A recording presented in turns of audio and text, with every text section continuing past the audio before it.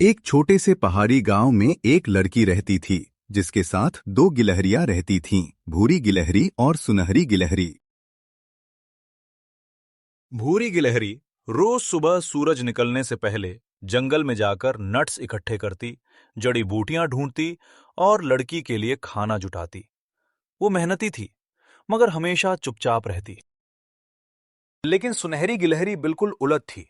वो दिन भर पेड़ों पर झूला झूलती, धूप सेकती और पूरे गांव में अपनी चमकदार पूंछ का शो ऑफ करती।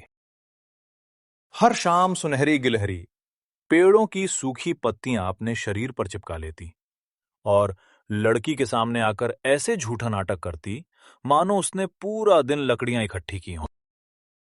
लड़की को लगता था कि घर को चलाने में पूरी मदद सुनहरी गिलहरी ही करती है, इसलिए वो उसे सबसे अच्छा खाना खिलाती, प्यार करती और कंबल में लपेट कर सुलाती।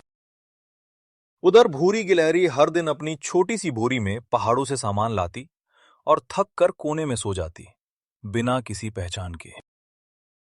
एक दिन लड़की दवा लेने शहर गई हुई थी। तभी सुनहरी गिलहरी ने एक चाल चली। उसने गांव के एक लालची व्यापारी को कहा, ये घर मेरा है, लड़की तो बस हमारे साथ रहती है। व्यापारी ने सुनहरी गिलहरी से सौदा कर लिया। गिलहरी ढेर सारे नट्स और सिक्के लेकर भाग गई। शाम को जब लड़की वापस लौटी तो व्यापारी ने उसे दरवाजे से बाहर निकालते हुए कहा, यह घर तुम्हारा नहीं है। लड़की रोते रोते सड़क किनारे बैठ गई। तभी अंधेरे जंगल की तरफ से भूरी गिलहरी अपनी पुरानी बोरी घसीटती हुई आई। उसने लड़की को देखा, उसकी आंखें भर आईं।